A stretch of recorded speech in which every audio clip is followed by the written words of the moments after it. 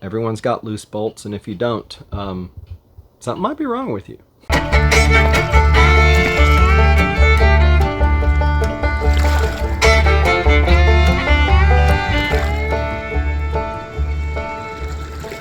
Hey y'all, welcome to TNT Homesteading. This is Terry. Today, what I've got on tap is to do a little bit of work on the wood stove. It is early August. It's actually August 5th. And so, it'll be a couple more months before we're going to want to actually use it, but I really need to get it taken care of. We still have to finish up the ceiling. I need to cut the hole in the ceiling. So that needs to be done. But one of the things we have to do first is you have to finish putting it together, and then you have to build a fire. So I'll have to take it outside and then build a fire and get it up to 600 degrees, I believe is what the instructions were talking about, to get the paint to all cure correctly and to burn off any of the chemicals in the making process. So that's what's on tap. Y'all have seen this before. So we've got the door, and there's still lots of stuff I need to do, but the plate still needs to be put in the top. Right now I'm working on installing installing the exhaust out the back. We could have put the exhaust out the top, but we are planning to buy the oven attachment that'll go on the top, and so we didn't want to do that. So we wanted to go out the back. So I've just started doing that, and was just getting the tools and thought I'd better stop and show you what's on tap for today. There's a chance of rain today. In fact, we had a few sprinkles earlier. We got a really good chance tomorrow, so it just sort of depends on how the day progresses, exactly how much I'm going to do. But I do want to at least get the stove put together so I can take it outside, so I can set it up and do that burn. I don't know if that burn will happen today. It's currently 90 degrees outside. It's supposed to get up to 105. So the thought of having a fire outside is really not that appealing to me right now. But I'd rather get it done sooner rather than later. If I can get the stove put together and cured and back in here, then the next step will be doing the ceiling. So first up is installing the flue flange. That's hard to say. Say that 3 times fast. It'll bolt on, and it's got the gasket on here. You can see right there where it's going to bolt through. It's a Phillips on the outside and a 10 millimeter bolt on the inside, if I remember correctly. And we'll tighten that on. I mean, it's pretty easy if you put anything together. It's pretty much going to be just like that. And that's all there is to it. Just those 3 screws and a washer and a nut on the inside. Let's see. Just like that. Pretty simple. The next thing to install is get the baffle installed back inside. I did skip a step. It was supposed to be done before I put the legs on, but I put the legs on what seems like forever ago. So I realized I needed to get this installed. Basically what I'm doing right now is installing the air control valve. There's 2 of them, one on each side, and I just started right here where I've sort of have it installed. On the back I've got the bolt and a spring and a washer, and it'll go in the back hole the same way.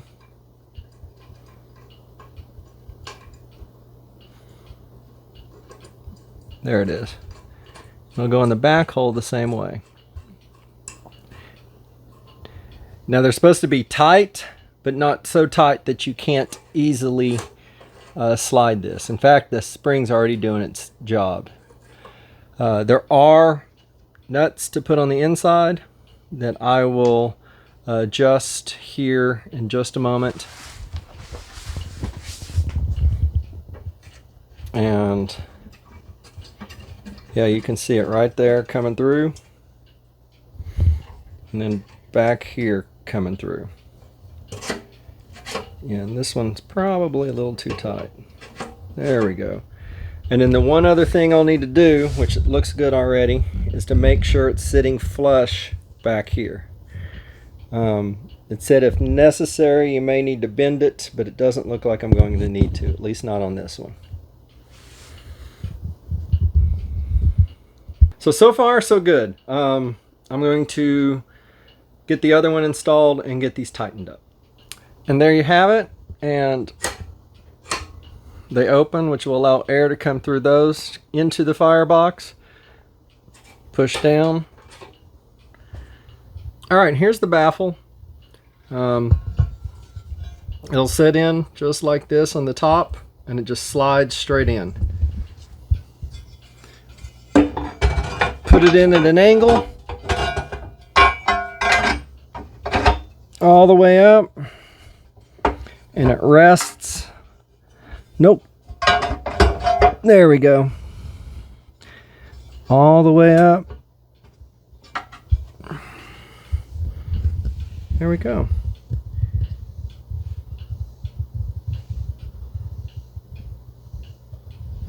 You can see the baffle rests right along that ridge, and then there's a little tray right up in here that it latches onto. Alright, and here we have our fire bricks. They just come in and they slide in on both sides of the box, and then they've got these bolts that you'll slightly tighten in to keep them in place. As I go to take this outside, I'm liable to take those out just to make it a little bit easier a little lighter to carry. They're really not that heavy, so I may not.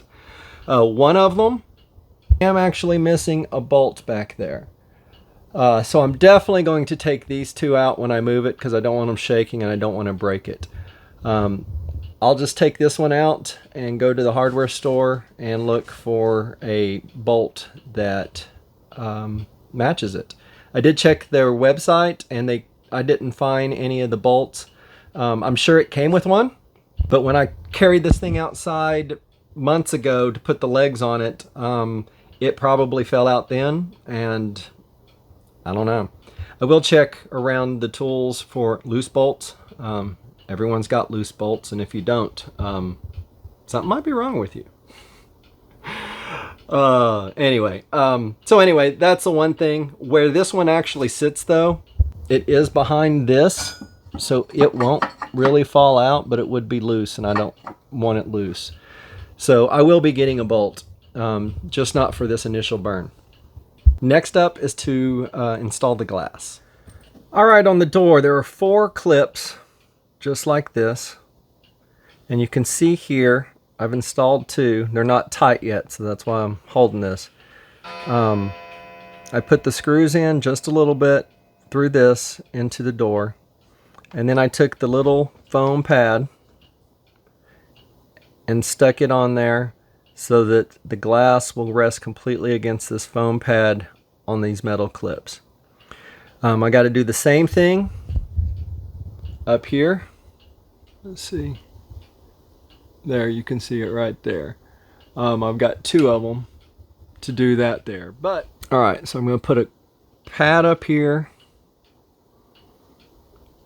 a clip. I'm loosening the one on the bottom a little bit.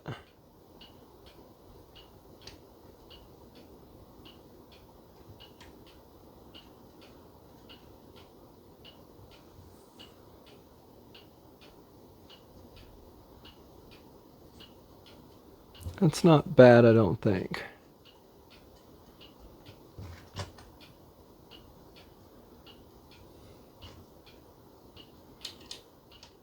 I can't see what's going on. There we go.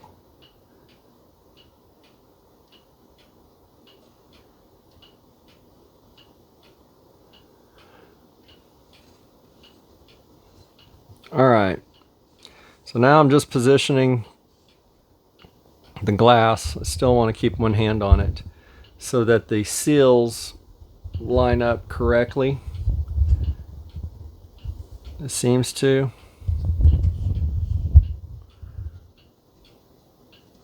And then I'll take the screwdriver and tighten these down a little bit at a time.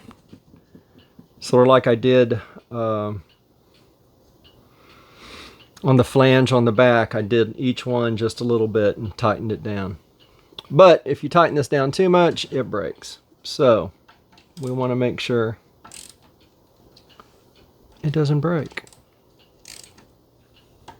But if you don't tighten it enough, I'm assuming smoke will come through the glass. And that would be bad. And there we have it. Wait, it helps if you get it. There it is. Helps if you get it there. I've got the air there.